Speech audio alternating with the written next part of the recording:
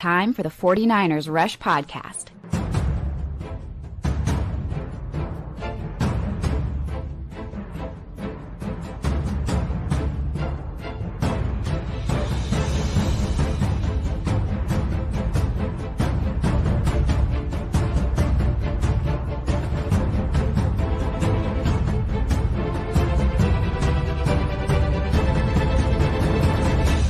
And here's your host, Jauan Chapman. What is going on, faithful? It is time for the 49ers Coach Approach divisional round. I'm freaking so excited to be here with my main man, Ant from 49ers Cutback. How we doing, Ant? Doing great. Yeah, divisional round. This is exactly what you sign up for as a fan. And Kyle Shanahan continually gets the 49ers deep into the playoffs. And this is where we're at. And right now, there's so much optimism, and it's crazy to say. We just lost an all-pro tight end this last week, and everyone's not batting an eye because of what this team has been through this year and the perseverance and the way they've been able to overcome. And everyone's just excited about where we're at. And this is just a completely different scenario than we've seen from previous seasons where injuries derailed seasons and derailed game plans. That doesn't happen anymore. Kyle Shanahan goes right back to it. And now we're in situations where they overcome every injury. Is it going to happen every week? We don't know, but that's kind of the fun part is where is the limits to where this 49ers team can overcome an injury, overcome obstacles. I don't know. It may never come. We'll see. Oh, I love it. Look at this. Super chat from Phil. He says, my favorite day of the week. Phil is a good friend. I know that he watches your show. He watched my show, and we were talking, and he was just, man, this guy, he loves some Ant from 49ers Cutback. And I got to brag on you a little bit. You know, we were doing the show last week, and your score prediction was 23-20.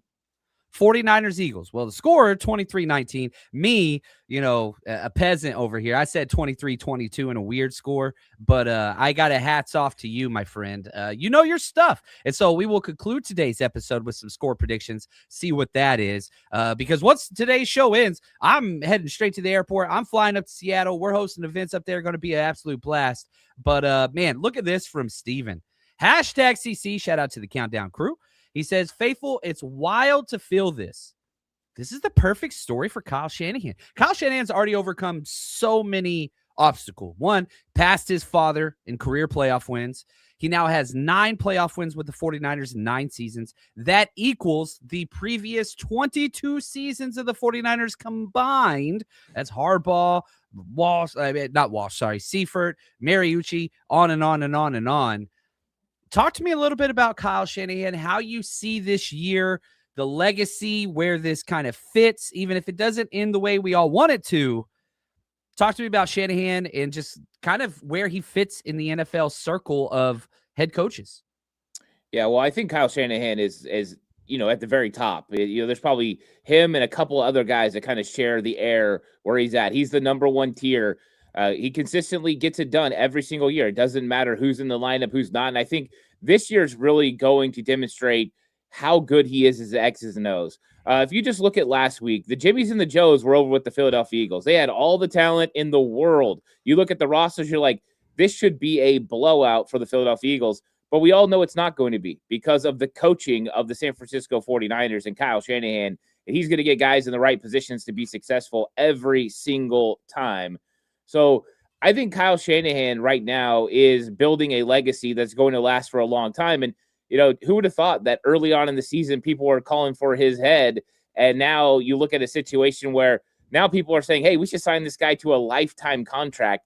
It just goes to show what winning does. Winning kind of solves everything when it comes to NFL football. And that's exactly what happened here. But this could be one of Kyle Shanahan's best coaching jobs. And I think he would say he's been doing this every single year. He hasn't changed really anything. He just continues to grind and do the work that he's got to do. But this team has really rallied behind him. This team is close, and that's exactly what happened. A really good team, as far as they're all together, beat a Philadelphia Eagles team that had better players. But it's not about the team with the better players. It's about the team that plays like a team, and that's what the 49ers do. And I think that's huge. So let me ask you this. Jump in your DeLorean. Let's go back to the end of the 2024 season, 49ers 6-10. We're doing mock drafts in December, whatever else. The Fire Shanahan crowd is rampant. what was going through your mind whenever you see those people saying fire Shanahan after last season, or at really any point? You can go to 2020, lots of different times. Like, were you always kind of, I don't think anything has changed in my view of Kyle.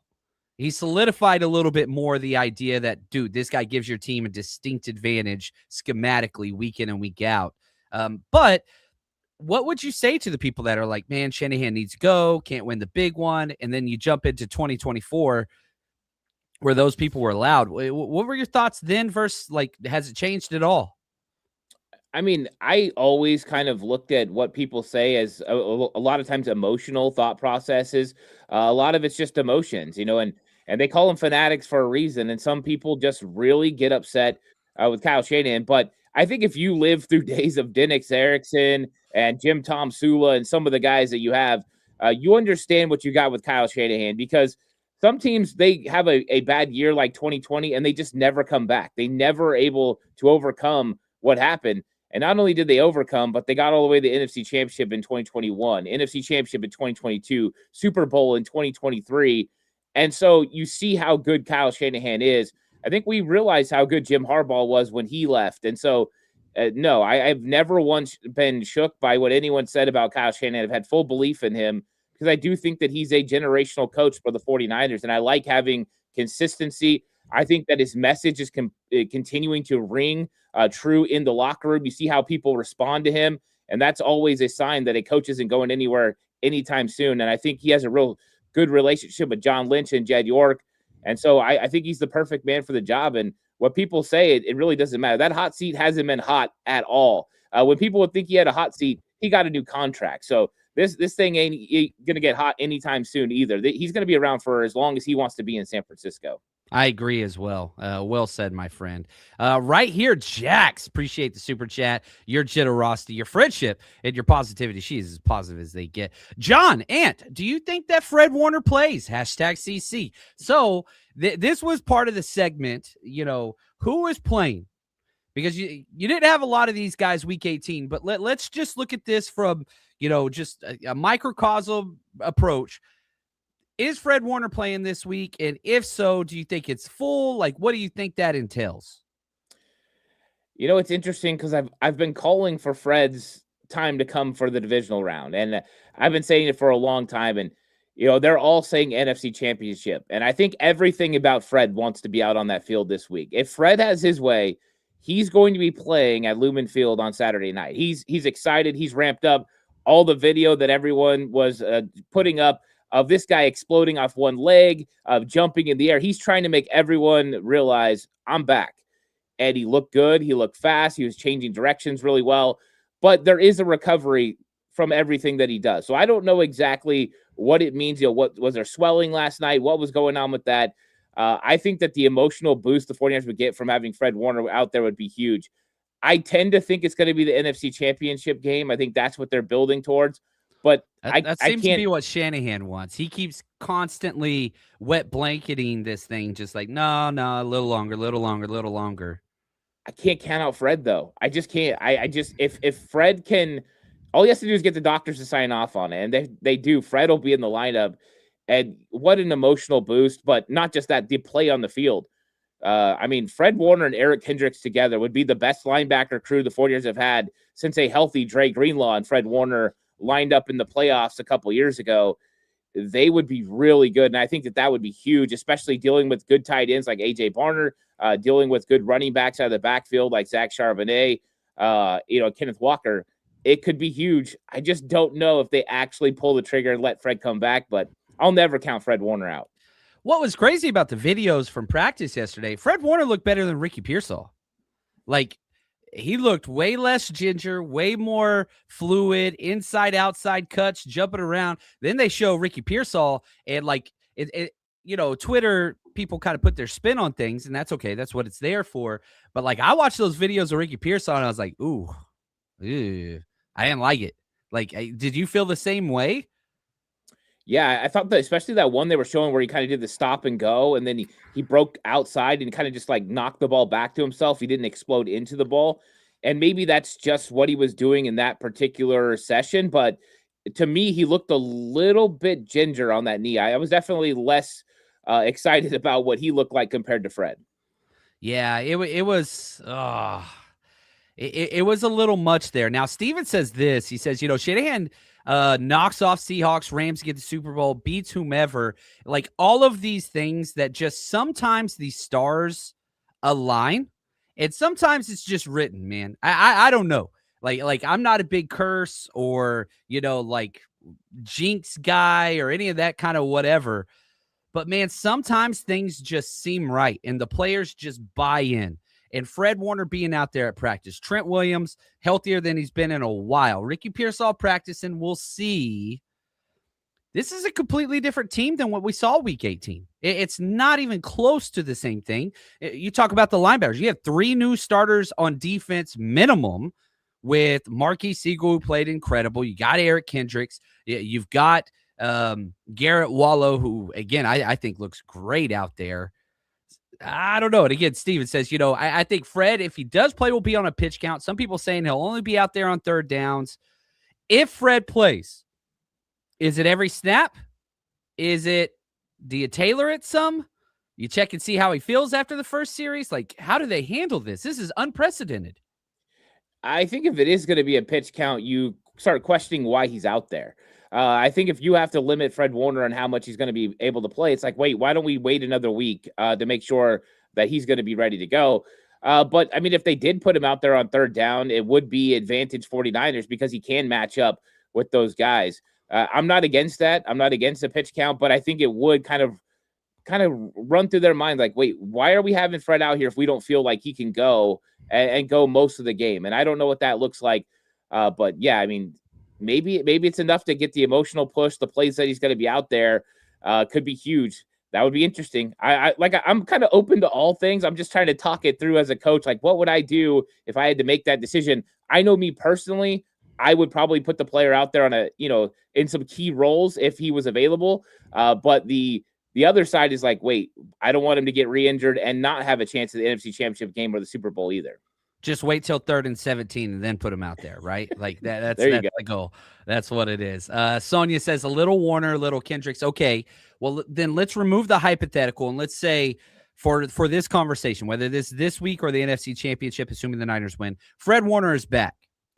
What do you do with Eric Kendricks? He's new to the team, just learned the mic position, which he did quick as hell. Do you move Kendricks to Will? Do you go with the banged up D winners? Do you keep Garrett Wallow? How do you handle this linebacker rotation when Fred is back? What's that look like? I would go to Eric Kendricks at Will linebacker. I mean, this was the plan last year. We all knew that that's what they were going to do. He was going to play in place of Drake Greenlaw until Greenlaw came back. And Kendricks' intelligence is the real buy-in for me. You just see the way that he handles himself on the field. I mean, even the final play that he made, knowing what was coming, what Saquon Barkley tipped to him, and then giving a look to the quarterback and being able to flow in front and knock that ball away. It's just that's the kind of play that you're looking for from linebackers that you don't quite get right now from the young guys. It doesn't mean D. Winters won't get there eventually. D. Winters is more athletic. He's more explosive. All those things in Eric Kendricks. Eric Kendricks is a better linebacker right now. His eyes are better. His pre-snap reads are better. He flows better to the football. He just lacks the physical tools D. Winters has, but you don't need physical tools if you can get there with instinct and you can read it quicker. So I'm with Eric Kendricks and Fred Warner playing together. I think that would be just a very impressive group, and I think that would add stability as those guys would get everyone lined up all over the defense, and I think there'd be less breakdown. So I'm all in on Kendricks and Warner together. Oh, so many positives, man. So many positives. I got to give a quick shout out to Niner Empire Denmark. This is the good man, Kim. He's incredible. We're friends. We've hung out a few different times. Not Phil Dawson. He's worked really, really hard for a couple years to get this established. And, dude, setting up a Niner Empire freaking chapter in Denmark, whoo, how cool is that? Shout out to Joe and just the Niner Empire, all of them. They are the best of the best. And, shoot, on top of that, Alex, Seattle faithful. We're going to be together, tomorrow. He says, literally lasering 49ers rush trip goodies as we speak.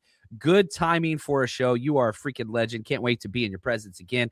And again, I fly out to Seattle right after this show. Well, Friday, we're going to be hosting an event at the Press Box, which the Press Box is always a good time. They take care of us. Shout out to Joe. He says Press Box is a great venue, good food, great staff. It's all about the event. And so we'll be there 3 to 8 on Friday. Kids always free. And then we have an unlimited premium tailgate, unlimited drinks, food, you name it. Watch the games from inside. You'll be warm. You'll be able to see the early game. Then we walk to the stadium together. So come out, party with us. If you've never been with us, man, you got to come check it out. This is kind of what to expect at 49ers Rush Road Trip events. 49ers Rush Road Trip is going into its 6th year with over 40 events at road games. If you are traveling to see the 49ers play this year, you got to come party with us. And on top of that, we give games, trivia, giveaways. We've partnered with TickPick this year. All you have to do is search 49ers Rush on any of the TickPick sites, apps, you name it. And on top of all of that, best dressed, giveaways, autographed jerseys, kids are always included, and get in for free with a ticketed adult. And a lot of times for select cities, we will have 49ers legends come out and you get to meet and greet them and get an autograph. Navarro Bowman, Frank Gore, Patrick Willis, Fred Warner are all players that we have worked with in the past. And trust me, if you want to build the 49ers community, you're traveling by yourself, we got you covered. 49ersRushRoadTrip.com.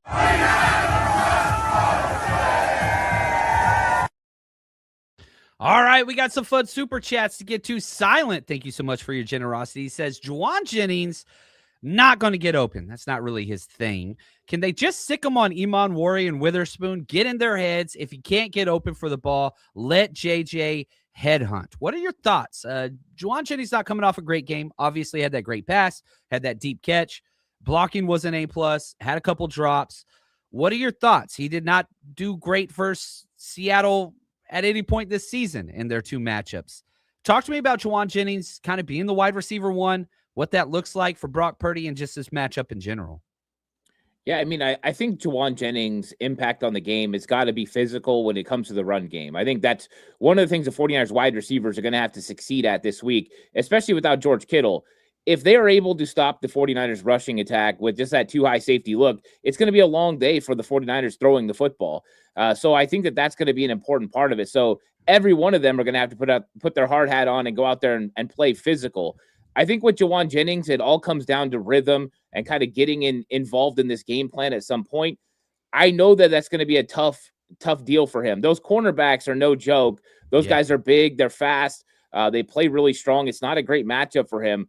But if other guys, Demarcus Robinson and Christian McCaffrey and Jake Tunges can get some things going, that will open the door for Jauan Jennings especially. So there could be some holes in the zone. I also believe if you can run the ball successfully and all of a sudden you get a single high safety look at times, well, then things start opening up for Jauan Jennings. And make no mistake, if Ricky Pearsall plays, that will help as well. So 49ers have some ways to get Jauan Jennings open.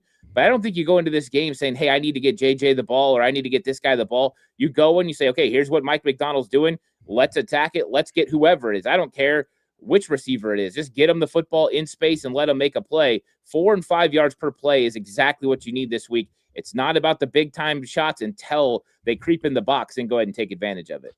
Yeah, and shout out to Shane, good friend. I get this question a lot. How are they letting Malik Turner play over Jordan Watkins? How could he be that bad? One, Malik Turner knows all 3 wide receiver spots. He's been with the team for a while. 2, he blocks better than any wide receiver we have. 3, the special teams. 4, Kyle Shanahan doesn't trust rookies, which is ironic with the Malik Turner drop on the huge play and whatever else. But don't expect that to change now. Don't expect Kyle to turn to rookies now. Don't expect to see Gowing. Don't expect to see Malik Turner. But my question is, Ricky Pearsall going to play? We talked about how he looked more ginger and he didn't look great, didn't look spry at all. Do you expect him to play? Obviously, he's got limited practices in back-to-back days. Are we going to see number 1 out there? I don't know. I've kind of put this thing at 45% this week. I was more confident with Trent Williams last week. I put him 50-50, ended up being able to play. I think we're just under that for Ricky Pearsall, especially seeing some of the things he's doing out there on film. And, maybe his knee will will respond to everything that's going on over the next couple of weeks. I think he's going to make a full push for it.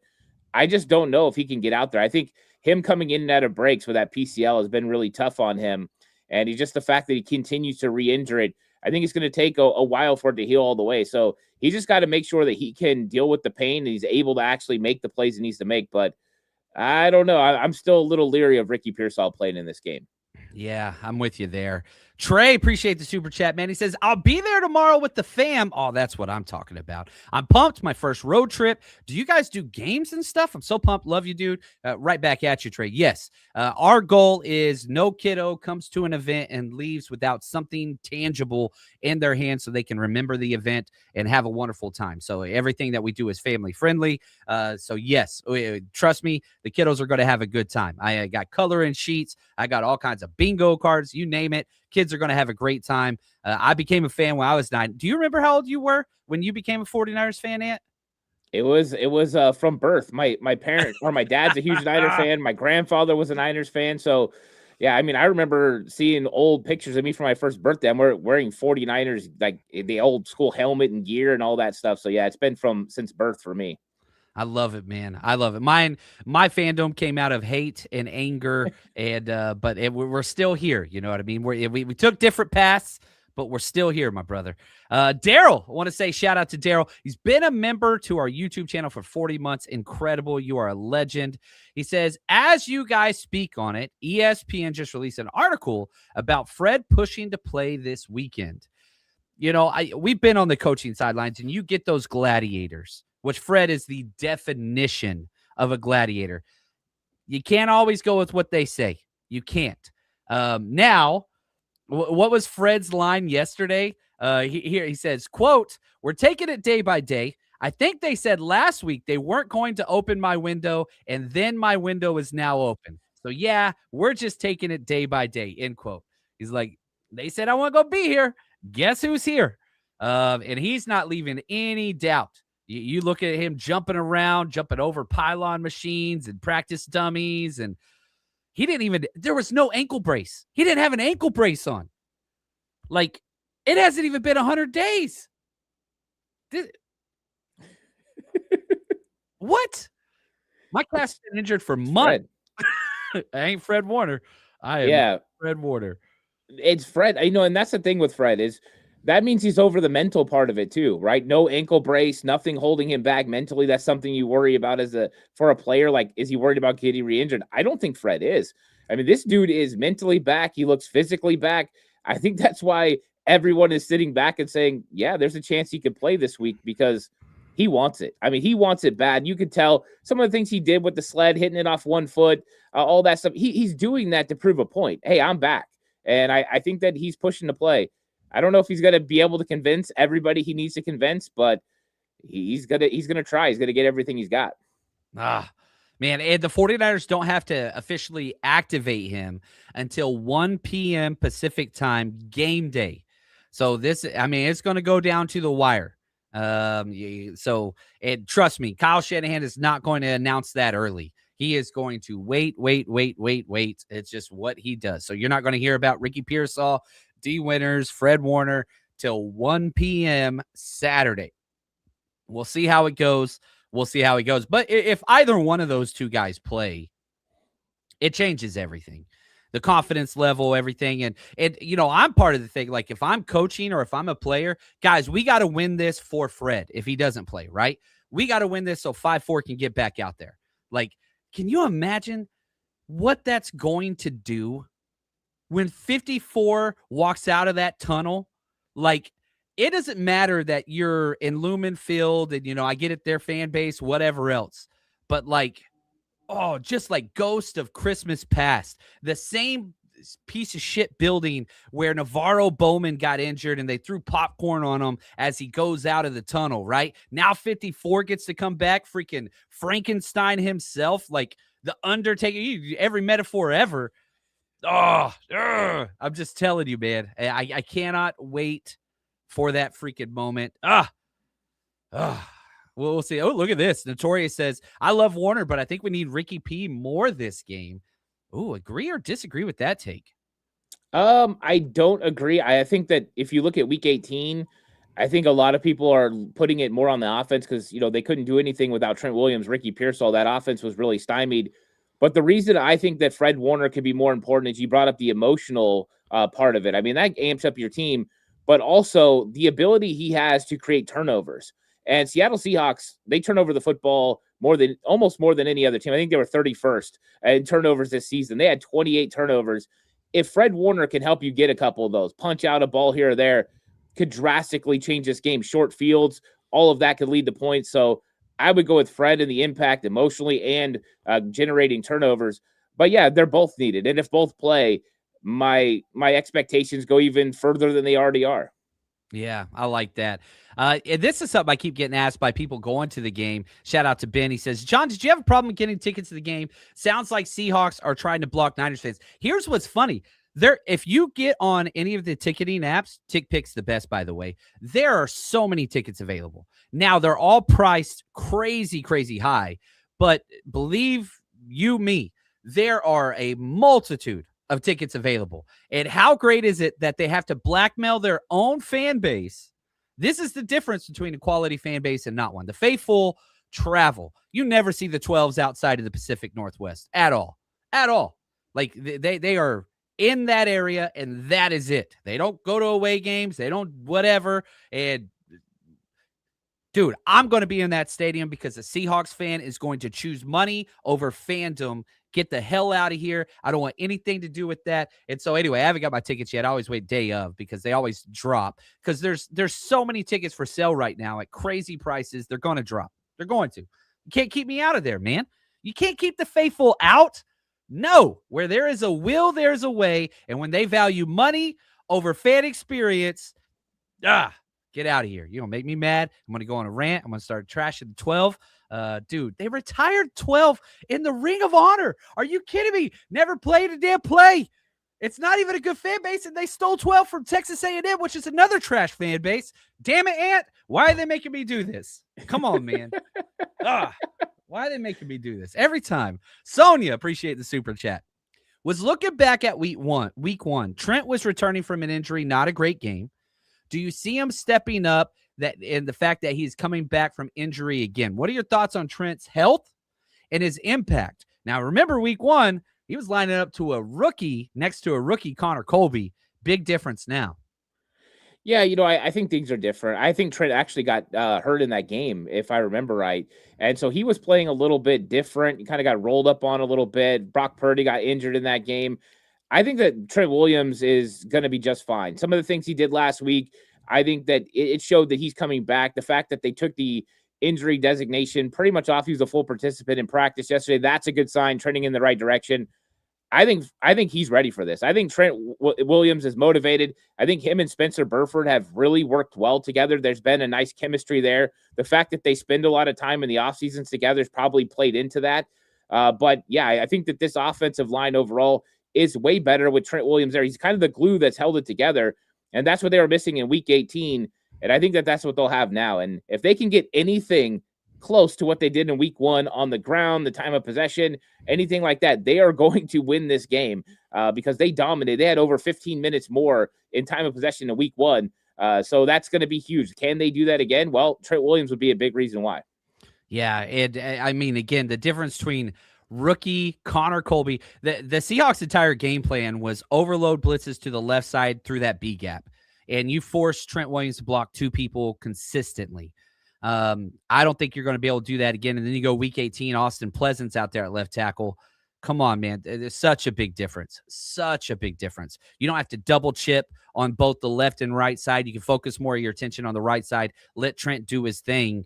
I'll take Trent over anybody out there. And he looked pretty good. He didn't look like his best self, but it's still an all-pro left tackle this season, ladies and gentlemen. And Trent, he practiced, fully, given it wasn't, whatever, a hardcore, typical Wednesday, Thursday practice, but he's out there going.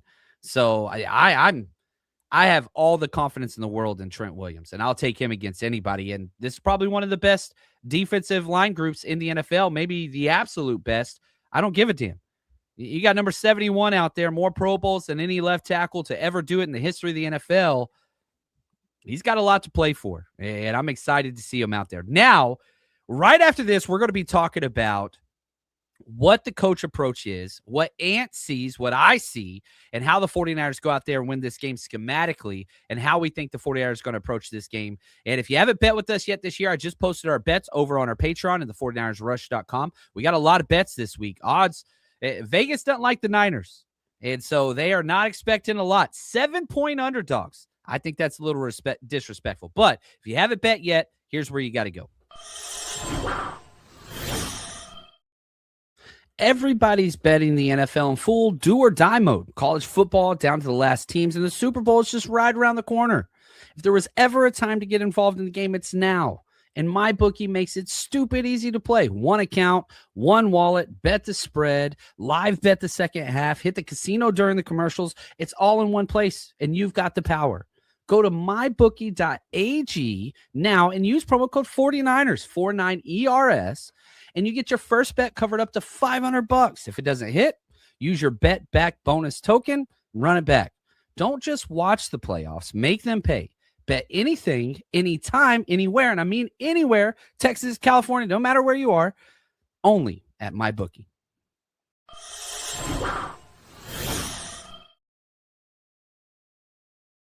All right, let's talk about this matchup, Ant. Week 18, you lost 13-3. Week 1, Jake Ton just snatched the freaking victory right out of their hands. What do you see as some of the key defining metrics that the 49ers are going to try to accomplish? Offense, defense, special teams. What stands out to you?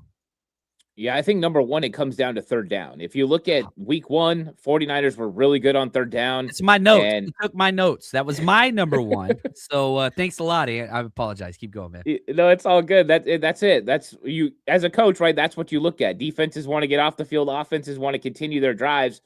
And that's what the 49ers have to do. And in week 1, that's where it was. 49ers did it on third down. They did it on fourth down. They were really good at continuing to stay on the field and moving the sticks. They have to do that in this one. In the week 18 matchup, they just never could get a rhythm on offense. They couldn't get any first downs. You know, I know Kubiak talked about it yesterday, but this is something that definitely hurt this football team. And that's why they only ran the ball 12 times. And in fact, 10 of those were by running backs. The other 2 were Brock Purdy. So it wasn't like the run game ever got a chance to get established. And you have to establish a running game against the Seattle Seahawks. But I will caution this.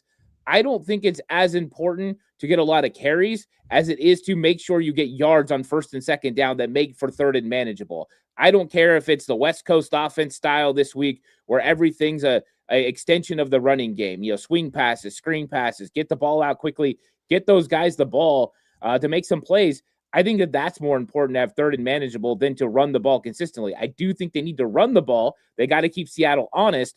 And I think that there's going to be some things open up. We know that the Seattle Seahawks can't really cover everything if they're going to continue to have that outside player stick on Brock Purdy in the boot game. So that means there's going to be some avenues to run the ball. Can the 49ers take advantage of it? That's going to be a key as well. But it starts with third down. And then I think the other one, John, that I really want to mention is the red zone. The 49ers have been really good in the red zone against Seattle on defense. Seattle has only scored 1 red zone touchdown in either game. They're 16%. If the 49ers can continue that, they will be in the game at the end. Oh, I like that. Look at this. Phil, long drives and turnovers to win the game. Long drives is everything. I think that goes with the third down conversation that Ant and I both think is pivotal. You went 2 of 11 on third and fourth downs. There were no long drives. And the one long drive you had, ball hits Christian McCaffrey in the palms of his hands. It's an interception at the 3-yard line. That is, I mean, the game changed right there. That is where everything kind of went to whatever. Now, I would argue defensively, I don't think that there's anything magical you need to do defensively. I just really want outside contain in the run game. Deommodore Lenoir is awesome. He's the best defensive back the 49ers have. Not close. It's about 4 games in a row that he's given up a major explosive to his side because he cheats into that B gap, gets a little overeager, and then just loses outside contain. And, I mean, you've seen it time and time and time again. And all of those have been major pivotal moments and drives of those games. Demo got to stay outside. I like the overeagerness to help the run game, but, man, know your job. Do your job. And so, like, that is one of the things. I don't think that you have to go above and beyond to do some wild schematic anything against the Seattle offense. And I know they score a lot of points, and I get that. I get that. JSN's amazing. The run game's great. I think the difference of personnel with Marquise Siegel, Kendricks, Garrett Wallow, that's enough. I think it's enough. Obviously, you held this team to 13 points, but you and I watched the tape. That was some horrible defensive tape last time the 49ers played the Seahawks. They should have had 24, 26 points easily. Now, is this going to be another low-scoring affair where it's grinded out, field goals, win it, all that kind of stuff? Or do you think that this is going to be a little bit more kind of high-flying, put some points up? It was 17-13 the first time, 13-3 the second time. Will any team get to 20 points at any point in this third matchup? Yeah, I do. I think the teams are going to get to 20. I think it's going to be a low 20s game. I don't think that either team is going to explode. I just don't think you could see that from either one of these football teams, but I think they both showed the ability to do so. I mean, the second scoring offense in the league is the Seattle Seahawks. I mean, they averaged just over 28 points per game. 49ers around, I think there were 25.7 points per game in the regular season. Both these teams can score, but they know each other so well, they don't really score against each other. Now, do I think the 49ers can hold Seattle to 13 points again? I don't know. I think that that's tough, and you brought it up. They could have easily had 19 with the 2 missed field goals by Myers, but that's a part of the game as well, right? Guys miss field goals. Guys miss extra points. That is a part of the game. So you got to put them in those situations to make them execute field goals, and it's still a field goal touchdown game. 49ers, go 2 of 4 in the red zone, and Seattle goes 1 of 4. Next thing you know, you look up and you've got the lead because they weren't able to get those touchdowns. So those things are hugely pivotal. And I think the 49ers red zone defense has been probably underrated this year. They continue to play pretty well. Yeah, if you look at just the red zone statistics, defensively they're 12th, but they were like 17th, 18th a couple weeks ago. Like they have jumped up 5 to 6 spots in just a couple short weeks. And so that's against the Eagles, who were the best red zone offense in the NFL. They were number 1. And in Seattle, they're definitely up there as well. So I definitely think that this game can be had. And I like this question because, we always bring up like point spreads and whatever else. Shout out to Corey Lindsay. John, do you believe the Vegas line is not always right, or do you not care about the Vegas line? I do care about the Vegas line. We bet every single week. We're up a lot of money this year. But what the Vegas line moves to is how the money goes in. Vegas's entire persona is no matter what the outcome is, we're not losing money. That's all that they care about. So it's not so much a sports take. It's where the money is going in on. And the money went in real heavy on the Seattle side early, and now it's starting to shift back to the 49ers side. So Vegas's entire thing is, how do we not lose money on this? But I think that it does a lot of the, how do I say this? A lot of the big money is some of the most informed money. I only bet what I know, and I like to bet with Vegas. That's why I do a lot of teaser bets. But I don't know. What are your thoughts on this 7 point, 7.5 points, 6.5 points kind of bouncing around? The 49ers being a full touchdown underdog to Seattle. Yeah, it doesn't really surprise me. I think if you look back just a few years ago, the 49ers were an underdog as they traveled on the road to the number 1 Green Bay Packers. It was 5.5. It wasn't quite the 7. I think this is traditionally how Vegas handles things because the number 1 seed's coming off a bye, and they've got a lot of advantages of playing at home, and all those things kind of play into it. But that doesn't take into account X's and O's. What are things that people bet on? They bet on those types of things. Outcomes in other games. They also will bet on who's going to play in the game. So George Kittle being out, that also people are going to bet more money on Seattle. That's just the way it goes. I do think the smart football people see avenues for the 49ers to win. And like you said, some of that money is going to come in over the next couple days. But until then, yeah, it's 7. And I have no problems with the 49ers being an underdog. The 49ers, they don't care about covering. They don't care about any of that. All they care about is winning. And as long as they win by 1 point, that's all that matters. They're no Sean McVay. They are no Sean McVay. Somebody got to check that dude. He will kick that field goal with time expiring just to beat the spread and still lose by 9 and be happy about it. John, appreciate the super chat. He says, take the over. I didn't bet the over this week, but I'm with you there. I'm leaning towards it. I want to wait and make sure Ricky Pearsall and see a couple other people are playing. We'll go there. Silent, thanks for the super chat. Go heavy. Pleasant's left tackle, Trent tight end, Juice crushed them. I like it. We've seen Trent in that kind of wing formation in the past. Kind of hard to do on a short week. So I doubt that we'll see a lot of major changes, major innovations. Kind of what you've had is what you're going to get. You can throw in a couple trick plays, which we did see last week. What are your thoughts on any new kind of crazy formations or personnel groupings? Well, it wouldn't be that new. If you go back to last season, Jalen Moore played played tackle at times and played on the edge. They did that in 2023 against Seattle. They did it a little bit in 2024. I think that would be a possibility. I don't know if it'd be Pleasance. I don't know who it would be. But, I mean, if somebody's going to go with a dime package and they don't want to come out of that, well, then, or a big nickel even, go to a bigger set, get even bigger, 22 personnel, load up on them.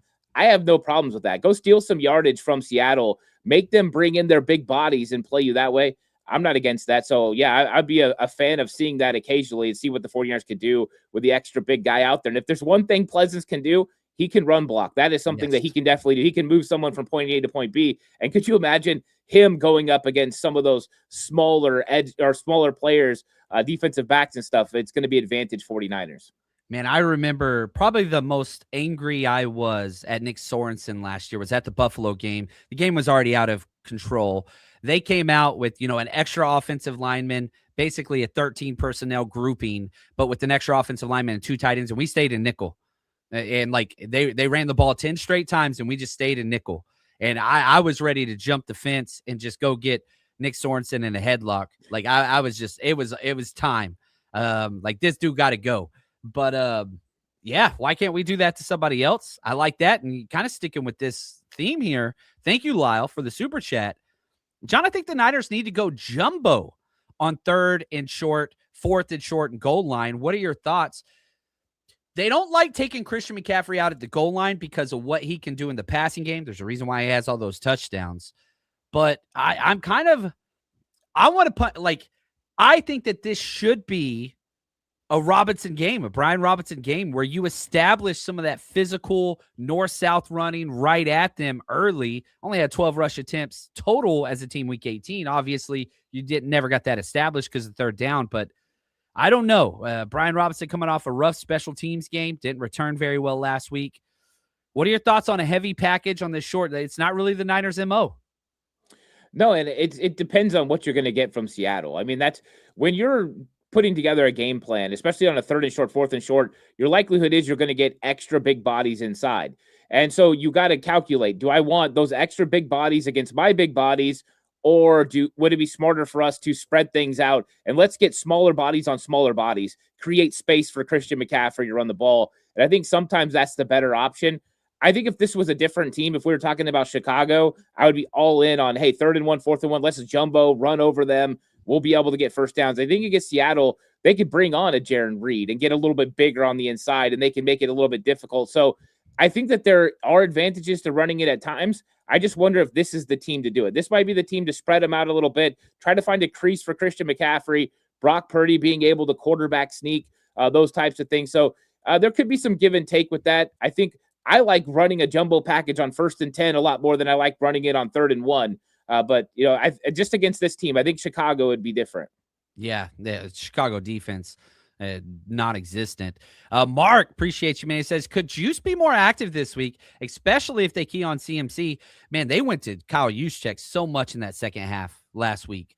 And so, yeah, I bet Juice over on receptions, which was just 1.5. I bet him over on receiving yards, which was just 12.5. I do think Kyle Juszczyk will play a role in the passing game, whether that's his checkdowns, whatever else. And we saw this week 1 when George Kittle went out. Then going into week 2, they put Juice in a little bit of that Kittle role. And then he got hurt. And then it was like, all right, Tonjes, now's your time to shine. And Tonjes, the rest is history. But what are your thoughts just on Tonjes, Juice? Somebody's got to step in and fill that vacuum, that 85 left. Who do you see the person to be that role? Or is it everybody? Everybody going to take a little bit? Yeah, I think everyone's going to take a little bit. I think that, Kyle Juszczyk in that week 1 game had some plays as well. I think he had 4 catches for over 30 yards in that matchup. And so I do think that he's going to have to play a more pivotal role, and he can make some plays for this football team. But they've got to account for him. And I think that's going to be one of the keys too. When you start getting into some of these counter plays, some of the run plays that Kyle Shanahan is going to want to get in to take advantage of that backside of the Seahawks defense, maybe leaking juice out there and getting some places in space could be good for the 49ers, because I do believe Seattle's going to continue to try to lock onto this running game. And I think that'll open the door for Kyle Juszczyk. And I think Tonjes has just got to make a couple of plays here and there. He's got to keep him honest, and I think that'll be enough. But I do think Tonjes can find some space. There we go. And if that's the case, man, dude, Tonjes, when Kittle's out, he has the third highest passer rating when targeted in the NFL. He's right behind Puka. Like, it's unbelievable. I can't believe they just completely discard this guy when Kittle's healthy. Obviously, Kittle's the guy, but Tonjes offers something. And I hate that they just say, nah, absolutely nothing. You get 0 offensive snaps when George Kittle's healthy. It just drives me crazy. But Tonjes was the hero week 1. Maybe he goes back out there. Los Gatos. Got to do your thing, big dog. I freaking love it. I freaking love it. All right, Ant, this is your time. I want to turn it over to you. What are some other things, perhaps, last thoughts before we do our score prediction? If you're watching, go ahead and throw your score prediction in the chat. We'll see who's accurate with this one when it's all said and done. One more just kind of key takeaway in this matchup, or something that you see the 49ers need to highlight. Yeah, I think it's going to be staying home in the running game. Like, this is one of those times when you're playing defense that you've got to be where you're supposed to be. You brought up know your job, do your job earlier, and that's exactly what it has to be. Last time they played the Seattle Seahawks, they were too eager. They were over pursuing. They were getting out of their lanes, and they weren't there to stop Kenneth Walker and Zach Charbonnet on the backside. They've got to do that. I think the tackling is already going to be better. We've talked about the players that are playing this week, guys like Marquise Siegel. I think he's the best tackler on the 49ers football team. And I think that they're going to be able to make more tackles and more plays around the line of scrimmage. And they've just got to make it tough on Seattle to run the football. If they do that, it starts putting the onus on Sam Darnold. And if Sam Darnold has more of the pie that he's going to have to take, it's going to be a little bit more of a problem. That's when turnovers happen. He's accounted for 20 turnovers this season. So I think it starts with the run game, but it's about staying home. It's about doing your job, not being too eager, and not making mistakes because you're trying to do too much. No Superman. We just need a team effort. And I think if they get that, and I think that's what they got last week against Philadelphia, they get that, they will slow down Seattle's running game enough to put Sam Darnold in some tough situations. I think that could be a good situation for the 49ers. There we go. There we go. Shout out to 49ers, George, the super chat. He is incredible. You're my freaking hero. He says, John Chapman is the best. You're the very nice person. Thank you, George. You are the best. All right, let's do this score prediction. Here's how I see it. I want Ant to wrap the show up because he beat me last week. 23-20. He nailed it. I said 23-22. He beat me by 2 points. I'm such a loser. But this week, I think it's going to be tied 23-23. Down the stretch, and Eddie P kicks a field goal as time expires, breaking the hearts of the Seattle faithful. And you got to remember, go back to week 1 when the 49ers won. Jake Moody out there missing kicks. We didn't have Eddie P. We didn't have Eddie De Niro. We do have him now. So I've got the 49ers winning 26-23 as time expires. 49ers advance. It is written. It is written. What are your thoughts? You know, it's interesting looking at this. Last time I picked the 49ers to score 26 points against the Seattle Seahawks in week 18. I don't think they're going to get to 26 this week. I think I'm going to stick where they were last week, actually. I'm going to give the 49ers 23 points, and I'm going to give the Seahawks 20. I think it's going to be basically the same thing. Here's why. I think that this game is probably going to be tied. I think you're probably right, but I think Brock Purdy's going to make one more play down the stretch, and you're right, Eddie Pinheiro is going to kick the field goal to win the game. And I think Sam Darnold might have another chance, 30 seconds or so, to go down. And I think he's going to make a mistake that's going to end the game. And it's going to feel very much like week 1, where Nick Bosa was able to get the ball out and the ball goes on the ground. It won't be Nick Bosa this time, but Sam Darnold will make a mistake and the 49ers will win. I'm going 23-20 again. I know it sounds like a broken record, but when you evaluate these two teams and the defenses and what has been played out, that's more points than either team has scored in any one of their meetings. I think that is still low scoring, but in the end, the 49ers win. I love it. And look at this. Lyle, thanks for the super chat. Philly had a better offensive line than Seattle. Just keep that in mind. I do agree with that one. I do agree with that one. So we'll see how it goes. And you are a freaking legend. Let us know what else you got going on this week with everything and leading up to this game. I'm going to be flying and partying. So this will be my last show before the post-game show, the post-game live show from Lumen Field. So what can we catch? What's going on with your channel and your Patreon? Yeah, so right now you can check out, there's a standalone show over on Patreon that I put out earlier this week, but Madden simulation is going to come out tomorrow. It predicted a 4-point win for the Niners last week. It was correct. So that's kind of funny. That will be coming out tomorrow. Also, my game preview show will come out tomorrow. And then after the game, the post-game show, I will go live, but I will be going live after you. I usually come in right after you. I don't rush to get it done. John gets on. He sets the tone for everybody. After you're done with John's show, just hop over, and I'll be doing my live show then. I'm assuming I got some college buddies coming out to this one. It's going to be a pretty quick post-game show, and we're going to be having a good time. So this is our 11th trip this year that we've done, which is awesome, and I'm very thankful and a wonderful opportunity to be able to do that. I am very tired, and we're going to get this. Look at Shade, you freaking legend. Grab a beer, chap. You're the man. I'm gonna take you up on that. And I just want to say thank you, man. Your generosity. So, Ant, you're the best. We're going to be doing this again next week, NFC Championship style. I just feel it. This road does not end here. Great things are ahead. Sometimes it is just written. And until next time, stay strong, faithful.